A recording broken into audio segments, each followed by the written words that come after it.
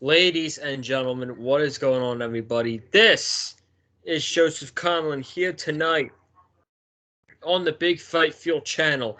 It is Friday, September 10th.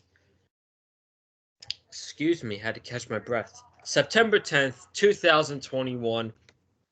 Here to talk about AEW Rampage. Here with Wesley Williams and Cameron Johnson. Boys, what is going on? Cameron, it's been a couple days, man. And we have made history in AEW. You were just telling us off camera how AEW has the most historic roster in history. How are you doing tonight, man? And then we'll get to Wes. I'm doing great, man. I'm doing good. Always happy to be here on the Big Fight Field channel. Always happy to talk some AEW Rampage. I thought tonight was another very good showing tonight. I thought tonight was another very good show tonight. And we saw Riho. We all know Riho is the real ratings draw in AEW. We know she's the real ratings draw of AEW when quality television Marshall is not on. We know it's Riho.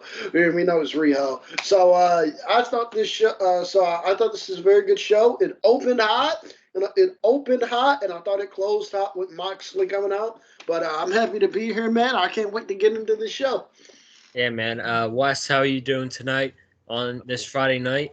I'm doing well. Solid show tonight with AEW Rampage. Amazing Pac versus Andrade match. The match we were supposed to get this past Sunday night at All Out. Unfortunately, that did not happen, but it's okay because we got it tonight. And boy, what a treat it was, man. This is the kind of content that I always love to see in my pro wrestling programs. And we're going to be seeing plenty more of that in the weeks and the months and the years to come with All Elite Wrestling. Show started hot, ended hot with Moxley and Pillman, the hometown heroes. I mean, how great is it to see the hometown heroes standing tall in the end, man? It's a beautiful sight to see. I think the other company might want to take some notes because AEW is pretty consistent with the hometown heroes, I see.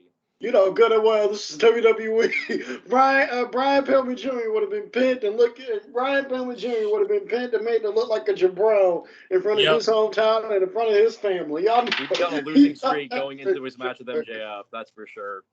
Yeah, if that was a WWE match, Brian Pillman Jr. would have lost, and Max Caster would have freaking smiled at Brian Pillman Jr.'s family in the front row, embarrassing the entire family. Oh, Jesus. But this is not the other company. This is AEW.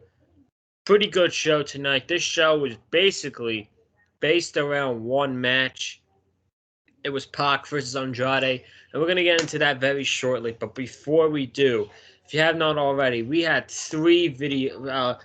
a couple big videos that came out this week. Number one, we got the AEW Dynamite review from Wednesday night. We got a couple great things on that show. CM Punk's new feud with Team Taz, Brian Pillman Jr. and MJF, which I've watched that segment like 5 times now. I don't know about you guys. That was freaking phenomenal. And then we had the segment with Bryan Danielson and the Elite. So if you haven't already, be sure to go to check that out.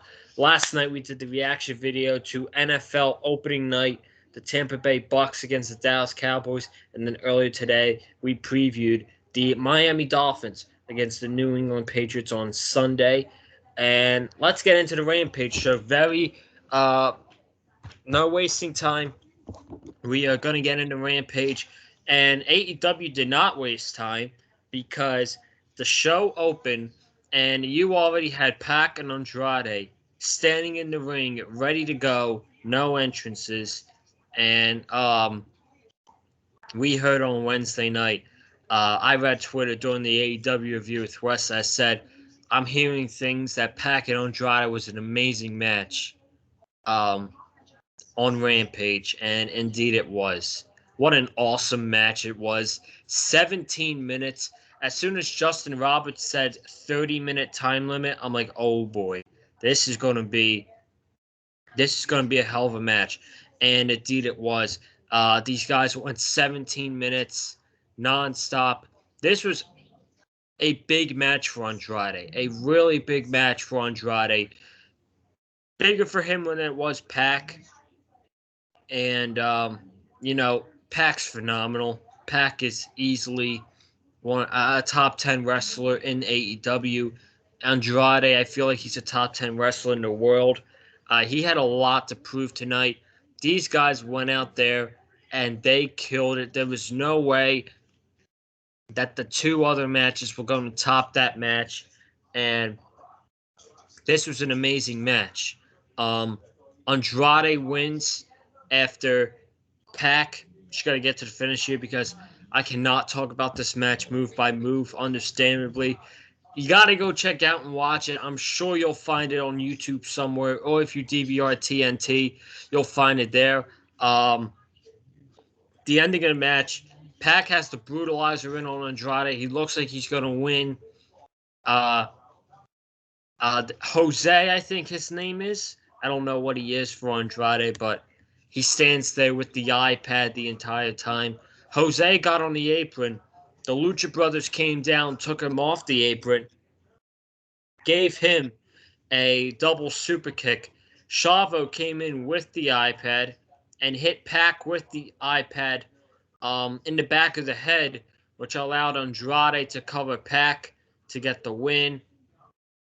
Then Andrade found out at the end of the match that Chavo cheated for him to win, to hit the iPad in the back of the head of Pac, and he's like, "What are you doing for me? And why? I don't need your help," kind of thing. So Andrade lures Chavo in. He gives Chavo a hug, and then gives him an elbow, and Andrade and Jose leave. So Chavo Guerrero is no more. He takes a double super kick from the Lucha Bros, brutalizer from Pac for like 2 minutes, and I guess that's Chavo's time in AEW. And this sets up the Nature Boy. Woo! Woo! Coming in and managing Andrade El Idolo. And that's going to do big things for Andrade, I think. I'm super happy that he won this match, and I'd like to see these two do it again sometime down the line. We're going to give it to Wes first, and then we're going to hand it over to Cam for the opening match. Amazing match, man. I mean, what more can you really expect from two world-class athletes in Pac and Andrade El Idolo? And, you had your doubters out there. People were, thinking, oh, has Andrade lost it a little bit, but, keep in mind, he was out of wrestling for quite a while, waiting to, join another company whenever he was able to. And so he had a little bit of ring rust. Okay. I mean, the match with Matt Sydal, that first match he had in AEW, wasn't as great as we all expected it to be. That's fine, though, because if you watch AAA, you saw he had an absolutely phenomenal match with Kenny Omega for the AAA title. And then here tonight, he had another amazing match with Pac. So, all the doubters out there who want to say that, oh, Andrade's losing and, oh, he's not as good as people say, no, folks, don't say stuff like that when you got results like this tonight and results like if you watch AAA in his match against Kenny Omega. Andrade is back to when in his NXT form. If you watch his whole run in NXT, you know exactly what I'm talking about. So I'm not worried at all. Andrade's going to have plenty of amazing matches within AEW. I mean, look at all the talent that you have on that entire roster. I mean, those are just so many dream matches waiting to happen. And so the first of those big dream matches is Andrade and Pac, and they delivered big time. And after the match, we saw, of course, Andrade turned on Chavo, and that only all but confirms that the Nature Boy himself, Ric Flair, is coming on into All Elite Wrestling to manage Andrade El Idolo. Personally, I hope this isn't completely it for Chavo, because I really enjoyed Chavo's on-screen character. I hope maybe somehow, some way they implement him in another way. I don't know how they can do it at the moment, but I'm hoping they can implement him in some way on the shows, because I have enjoyed him. But if this is it on screen, maybe he can do some stuff backstage or something. Maybe help out with some of the talent, maybe some of the high flying talent. He probably gives some good pointers there. But great way to kick us off on Rampage tonight, man. Crowd was really hot for it. They kept chanting, "This is awesome." I mean, typical chants you would expect in a match of this caliber. So Andrade picks up the win. I know a lot of people weren't too fond of the finish, but it made more sense when you see the post-match stuff. So, but yeah, I definitely enjoyed what I see, and only up for here with Andrade. Let's hear what Cam has to say about this match. First off, I thought this opening match is fantastic. I thought this was a fantastic opening match. One thing that I've started to notice about AEW Rampage, and the one thing I started to notice about AEW Rampage is if you look at a lot of the opening matches on Rampage, they usually open up with what would usually be the main event match on the show. They opened up with Kenny and Christian. They opened up with the Lucha Bros and Jurassic. They opened up with the Lucha Bros and Jurassic Express. I don't remember. I can't remember off the top of my head the other two. The other openers. But if you look at Rampage, they open with the match people. They open with the biggest match on the show. I kind of like, and I like that in a way because Rampage is on at 10 p.m. Because Rampage is on at 10 p.m. So I like the fact that AEW goes. And so I like the fact that AEW goes, we're going to open the match with the biggest match on the show. So that way you see what happens there. And then if you cut the show off afterwards, you came to see what we promoted as the biggest match on the show and what the storyline, how the storyline is going to pass up here. Kind of reminds me of like the early days of Raw, like 1990. Kind of reminds me of like the early days of Raw, 1993, or Saturday Night's Main Event back in the 1980s. If you look at Saturday Night's if you go back and watch Saturday Night's Main Event back in the 1980s, a lot of those shows opened with the big stars. A lot of those shows opened, or it was either the opening match or it was the second match on the show. It was either the opening match or the second match on the show. Hogan, Savage, Brett, or the really big stars, the really big stars. They usually open the shows. So that way, if you turn the show off, it's not that big a deal because you already saw what the big angle was going to be on the show. So I like that Rampage. So I like that AEW is doing that with Rampage. I really like it a lot. I thought this was a fantastic match. Andrade, we know Andrade is one of the best talents in the world. We know Andrade is one of the best talents in the world. We've known that since his NXT days. Pac, my God, we know what Pac can do. We know what Pac can do in there. So you put him in the ring, it's no surprise that you get the kind of match that you do here. I thought this was a great match. I really did. The finish, I wasn't really a big fan of it, but when I saw where they were going, when I saw that Chavo turned on them, but when I saw that Andrade turned on Chavo, I thought it was great. And now we get the Nature Boy. In AEW, or at least I hope, and I think that's what we're going to get. And Ric Flair with Andrade, I think is going to skyrocket Andrade. Because you're not going to waste Ric Flair. You're not just putting Ric Flair with anybody. You're not just putting Ric Flair with anybody. No, if you're gonna put Ric Flair with somebody, you put Ric Flair with somebody who you have big plans for. Because you don't do that to the 16-time champion, arguably the greatest of all time. You don't just waste him on anybody. So the fact that they're putting Andrade with him, who is technically a Flair in real life. He married into the family. So the fact that they're putting Ric Flair with Andrade, or at least I hope that's what they're going to do, it's going to skyrocket Andrade. But I thought this opener was fantastic. Oh yeah, I think that he has a good opportunity to be the TNT champion by the time this year. In about a year now, I would not be shocked if Andrade is either the TNT champion or fighting for the TNT championship. So, speaking of former TNT champions, we had Darby Allin and Sting come up next. This was a very short, simple segment. So, excuse me. Tony Schiavone was in the ring, and he interviewed Darby.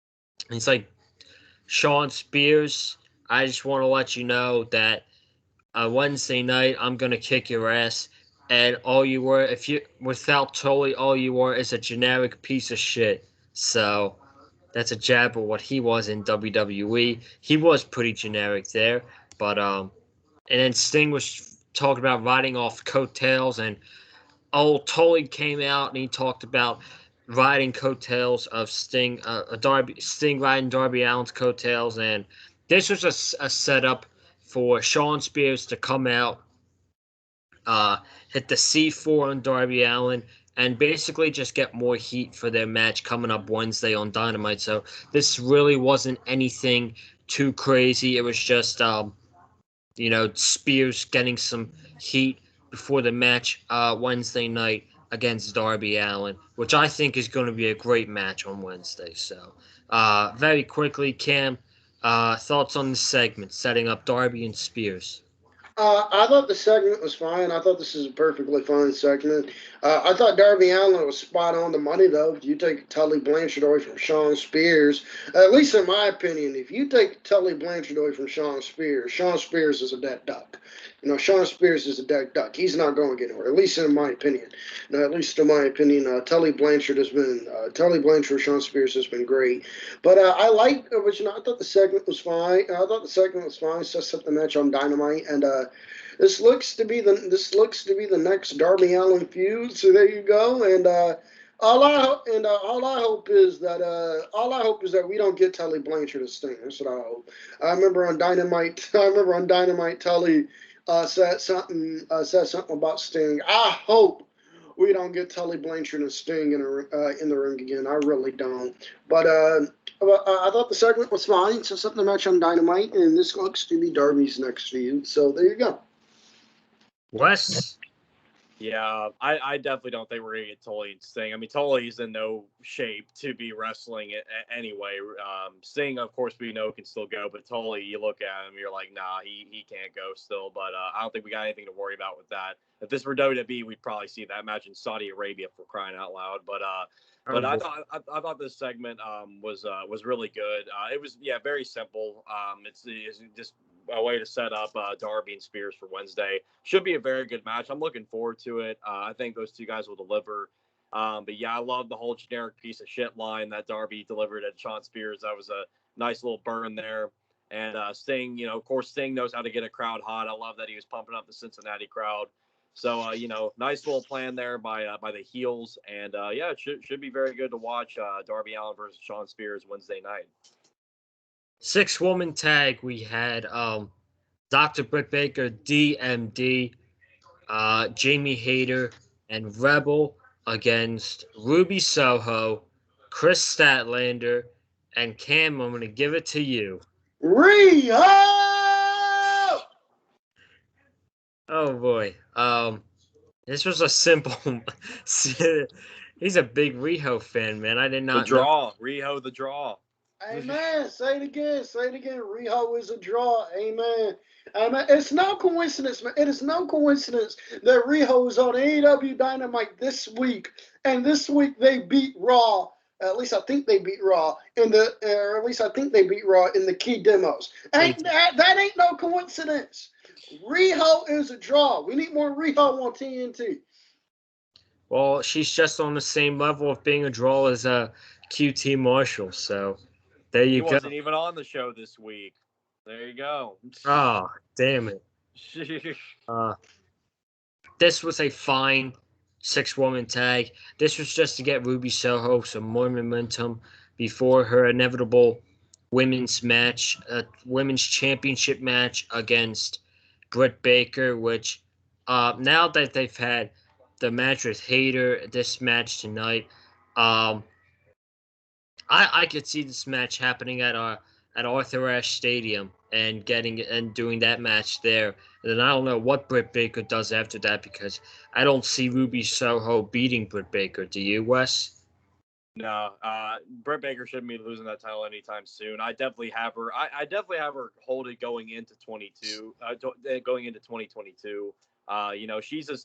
She's the hottest woman in pro wrestling right now. I mean, there's no denying that. I mean, you got to keep the momentum going for her. It's like Miro too with the TNT title. It's like keep riding the momentum with Miro, because he's just so great at what he's doing. The God Savior Champion gimmick is so over, and it's honestly the best gimmick they could have done with Miro, and it's really done wonders for him. And Britt Baker's Britt Baker, man. She's amazing, and I wouldn't take that title off her anytime soon.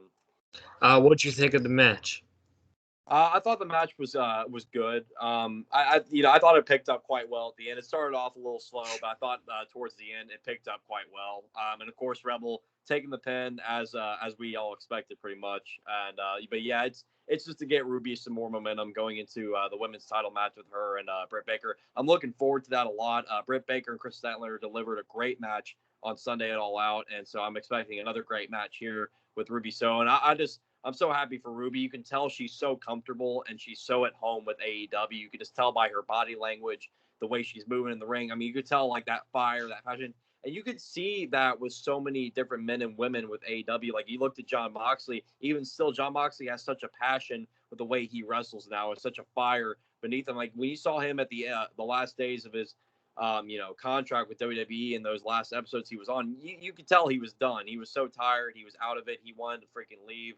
I mean, you could just simply tell by the facial expressions, body language, all that stuff. And so I'm just really happy for Ruby. She's made herself a home with AEW, and she's only going to elevate the women's division even more. Cam. I'm gonna agree with you guys. I thought this was a fun. I thought this was a fun six. I thought this was a fun 6-woman tag. I thought it was fun. I thought it was fun. I thought this was a fun 6-woman tag. But in terms of what you said about Ruby Soho, I definitely see this match happening at the Arthur Ashe show, like you do, Joseph. But I don't think Ruby Soho is beating Britt Baker. Britt Baker should not be losing this championship for a while. And when Britt Baker does drop the title, when Britt Baker does drop the title, it's going to be the Thunder Rosa. It's going to be the Thunder Rosa probably at Revolution. But keep that championship on Britt Baker. No reason to take the championship off her. And in terms of what Britt Baker does afterwards, I say you move Britt Baker into a feud with Thunder Rosa, because I don't think Thunder Rosa is winning the championship her first match. I think Thunder Rosa is gonna chase for a little bit before she gets the big win from Britt Baker. So either you can move her into a feud with Thunder Rosa, or I will put her into a feud with either Anna Jay or Layla Hirsch coming out of once she's done with Ruby Soho. That's what that might be a route I go down, but that might be a route I definitely go down. But I thought the 6-woman tag was I thought this was a fun match. Hey, listen, I'm a big Layla Hirsch fan. I was not really keen on her in the beginning, but I mean, as small as she's great. And what I'm looking forward to is she's got a match with Jade Cargill. That size difference is going to be insane. It is. That size difference was insane with Camille and Layla Hirsch. I mean, my goodness. That was a damn good match, though. Layla Hirsch and Camille. That was a damn good match. You know who Layla Hirsch reminds me of? She's like a female version of Taz. So she reminds me of, she's like a female version of Taz, a female version of Kurt Angle. When she's in there suplexing people around, it is a lot of fun to watch, man. It's a lot of fun to watch. Yeah, man. So listen, if they want to do Britt Baker and Layla Hirsch, you're not going to hear a complaint out of me. But we'll see what happens. Ed. I want to talk about Ruby. Add a little bit about Ruby Soho. She recently had an interview with Busted Open this past week, where she revealed that now that's the fact that she's in AEW now, she has gained her love for wrestling back, and that does a lot for people who leave WWE and and go to AEW because, as you guys know, WWE kills your passion for professional wrestling because they're just not a wrestling company. So the fact that Ruby now has her passion back for pro wrestling is awesome, and I absolutely love that, and she's going to do great things in AEW. No new matches announced for Wednesday on Dynamite. We still got Frankie Kazarian versus Adam Cole, baby. Wednesday night. Layla Hirsch versus Jade Cargill, which we were just talking about. Shawn Spears versus Darby Allin. And then September 22nd, we got Cody Rhodes versus Malachi Black 2 at Arthur Ashe Stadium in Queens, New York. I'm praying Malachi Black goes over, man. I mean, I'm already thinking about it now. If Cody wins, social media is going to have a meltdown. Don't worry. Hey, Joseph, man, don't you worry about that at all, man. Don't worry. See, Malachi Black, I know exactly what's going to happen here. Malachi Black is going to beat Cody, and it's going to take Cody having to revert back to Stardust. Only Stardust can deal with the antics of Malachi Black. That's the route they're going down. By the way, people, I'm joking. I'm not serious at all. I think Malachi Black is beating Cody at Arthur Ashe, or at least I hope so. I hope, man. I hope. I love Cody, but Cody does not. This is not the same thing as the Brody Lee feud last year. Cody does not need to beat Malachi Black whatsoever, man. Oh, man. I guess Russ could have a dip into this. Yeah, I mean, I mentioned it on the Dynamite review too. Malachi Black has to win the second match. No 50-50 booking here. Don't do crap like that. I mean, Cody doesn't need a win. And I don't know what he's been teasing lately. I got another text from him in the community group chat the other day. It was the Nightmare Family symbol, but it was like on fire. So I don't know if Cody's bringing back like a darker version or something. I know he said in interviews that he doesn't want to turn heel again. But honestly, I mean, I feel like a lot of people are just kind of losing their like I'm not saying they hate Cody Rhodes, but they're just not as interested in him now as they used to be. And I honestly kind of feel like a heel turn might do something for him. And it could, I mean, Cody's great as a heel. We've seen how great Cody can be as a bad guy. So I don't know. But I feel like if you keep running the babyface stuff with Cody, I mean, Cody can be an amazing babyface too, and he cuts a hell of a promo. But I feel like people are kind of, straying away from, loving Cody Rhodes on television. I feel like a lot of people are, kind of happy that he's off. I love Cody Rhodes. I enjoy seeing him on my TV screens, but I feel like maybe something could be used. Maybe you don't turn him full heel or something. Maybe you can just show a bit of more of a tweener side to him if you wanted to. But because I know in AEW they're not super strict on faces and heels. Sometimes they'll toe the line a little bit. But yeah, either way though, when it comes to this match, Malachi Black has to win for a second time. You don't need Cody to win again. 50-50 booking just won't do anything. And Malachi Black, I mean, of course he won't be buried by any means necessary, but it just won't make him look all that good if he just loses to Cody. Cody makes the big babyface comeback and everything. So Malachi Black, I want to keep as an undefeated monster who cannot be stopped, and he's just freaking, this demonic figure who's just looking to take anybody and everybody out. The main event of tonight's show, two young wrestlers in Brian Pillman Jr. and Max Caster. Match went 9 minutes. Brian Pillman Jr. gets the win with the flying lariat on the Max Caster, taking out Anthony Bowens. This was a solid matchup, I thought, and this is only going to enhance Pillman for that big match against MJF at Arthur Ashe Stadium in 2 weeks. After the match, Anthony Bowens goes to attack Pillman, and someone was coming out. I thought it was Griff Garrison, but Mox came out, actually. So John Moxley came out. He took out Bowens, hit Max Caster with I think he had a paradigm shift on him, right? Yeah, paradigm shift. Yeah. He had the paradigm shift on the Caster. He gives Brian Pillman Jr. a hug, and they close the show with Moxley and Pillman. The two hometown heroes, okay? The hometown heroes standing tall in their hometown. Wow. I mean, I didn't really. I thought the match was fine, but this had to be a very badass moment for Pillman, man. He was probably like, holy shit, this is actually happening right now. Like, I'm closing AEW's second show with John Moxley standing by my side. That's an awesome feeling. Cam, what did you think about this? I thought the match. You might hate me for this. But as MJF said, here's the reason why. I thought this match was mid. You know why? Because they were in the Midwest, and everything in the Midwest, MJF taught me on Wednesday, so this is true. Everything in the Midwest is mid. No, I'm joking. I'm joking. I thought this is a perfectly fine match. Not all that good, not bad. Not all that good, not bad. I thought it was a perfectly fine main event to close the show. John Moxley. Anytime John Moxley comes out, it's going to get a pop for me personally. John Moxley is my favorite wrestler in all of AEW.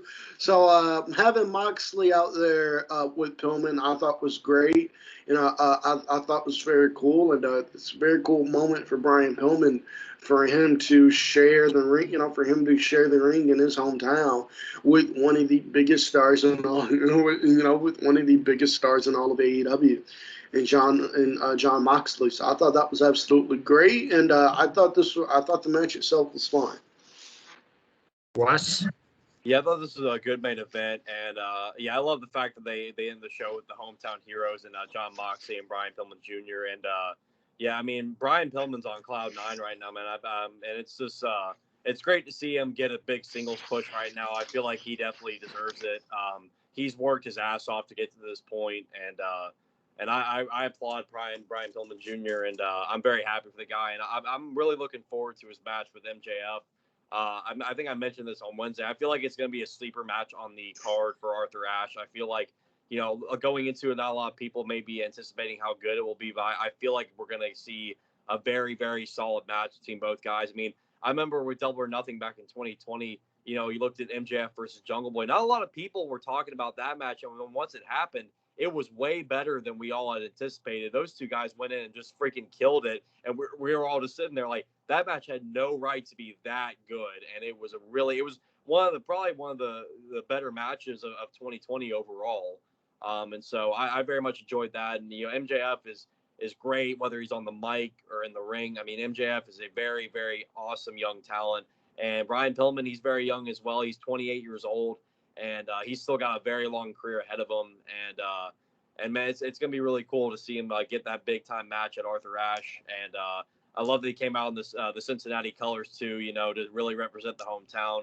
It's just nice, isn't it nice to just see the hometown heroes win in their hometown? I mean, it's quite a sight, if only it could be used more in another company, but we don't talk about them. We talk about All Elite Wrestling right here on Rampage or Dynamite, whatever the case may be. AEW is the place to be, and these reviews are the reviews you want to be at every single Wednesday night, every single Friday night, whether it's me, Joseph, Cameron, whoever comes aboard. We're talking AEW all the time, man, and you know what? I'm very much happy to get some great AEW content 2 times a week, man. It's just great to see.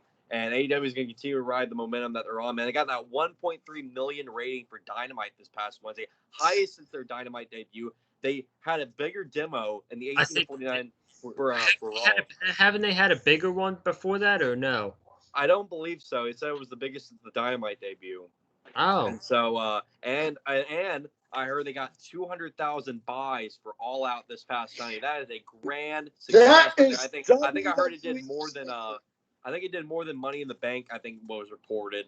But yeah, it's wild. AEW is on a big trajectory right now, and like I've been saying, man, it's gonna keep going up as time goes on, man. With the additions of Adam Cole, Ruby Soho, CM Punk, Bryan Danielson. I mean, what more could you ask for out of the best wrestling company in the world?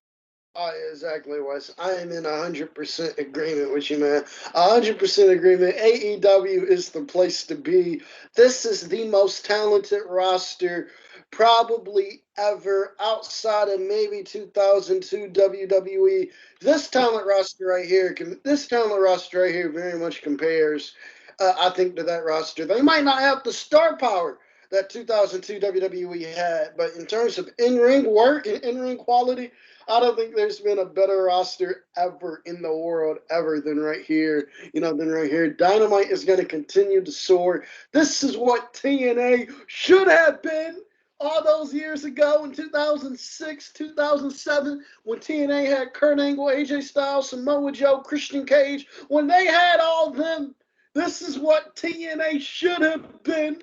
Tony Khan is a way smarter person than Dixie Carter ever was. Tony Khan, let me tell you something, Tony Khan. I said this on Twitter after All Out. Tony Khan, if you listening to this, bro, You are welcome to the cookout, man. Anytime Dynamite comes to a city near you, I feel like all of us as wrestling fans should get the grills out. And Tony Khan is welcome to the cookout. He don't even need no invitation. Just come on in. He don't even need no invitation. Just come on in. It's Tony Khan. We'll let him through. Dynamite AEW is the place to be right now in the home of professional wrestling. It's great to see. Great to see. Glad to be all the elite, man. I can't wait for Wednesday, man. I really can't wait for Wednesday. Adam Cole, baby, is going to be making his debut against Frankie Kazarian. And, folks, that is going to wrap up the Rampage review. That's going to wrap up the AEW content for this week on the channel. We thank you all so much for tuning in tonight. Be sure to subscribe to the channel. I posted my video earlier around 4 o'clock, and we gained 2 new subs. So thank you for those new subscribers. I'm hoping we can get to 420 subscribers very, very soon. So if you have not already, be sure to subscribe, as we're at 417 right now. Comment down below your thoughts about tonight's episode of AEW Rampage. Hit the like button if you like what you heard from myself, Wesley Williams, and Cameron Johnson in this review. Follow me on Twitter and Instagram at Colin_Joseph. We gained a lot of followers on All Out Weekend. We were at 2,270 followers, and we gained 60 followers on All Out Weekend. So thank you all so much for that. We're going to keep to go up and up with the account over on Twitter, so be sure to go follow. Cam, where can they follow you on Twitter, man? And everyone else.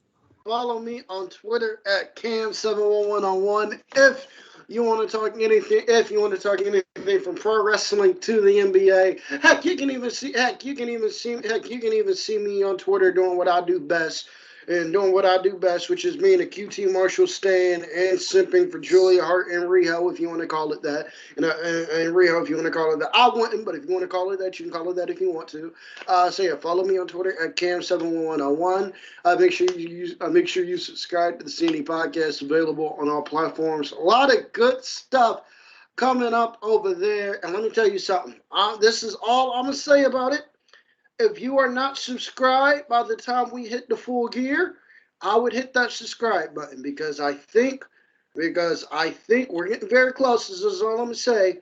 But we getting somebody special on the CNE podcast if it all works out around full gear. Joseph knows about it. But that's all I'm gonna say. So make sure you subscribe to that. Follow me on Twitter at Cam711on1. And also subscribe to the Big Fight Field channel to get awesome AEW content like this each week. Wes. You already know, at big_West18 on Twitter. That's BIG_WES18. Of course, I talk Dynamite every single Wednesday night. I talk Rampage every Friday night. Catch me on Twitter. Catch me on here on Big Fight Phil for both of those occasions. And you'll see me post stuff about my personal life because I got a pretty fun personal life. Nah, I'm just kidding. My life ain't that exciting. It's pretty repetitive if you ask me. But stay tuned for much more great content. Hit the like button. Comment down below what was your favorite part about AEW Rampage tonight. I'm sure a lot of people will say Pac versus Andrade because that was the big match tonight, and what a hot open match that was. But yeah, make sure you subscribe to Big Fight Feel. Look at that, 2 new subscribers to the channel. Love to see it. Let's get Joseph. Let's get all of us here at Big Fight Feel up to 420 subscribers. Even more. Let's skyrocket those subscribers even more till we get to 500, 600, 700, and so forth, because we're going to keep pumping out that content every single week on Wednesday nights, Friday nights, Dynamite, Rampage. You already know the drill. Subscribe. Follow me on Twitter. Follow Joseph on his social media platforms. Of course, follow Cameron. And the 3-man booth will be back next Friday to talk the next edition of AEW Rampage. Ladies and gentlemen, thank you all for tuning in. We will all see you next Friday for Rampage. I will possibly, don't know yet, I will maybe see you on Sunday night. If not, I will see you next week. Have a good one. Stay safe. And as always, stay classy.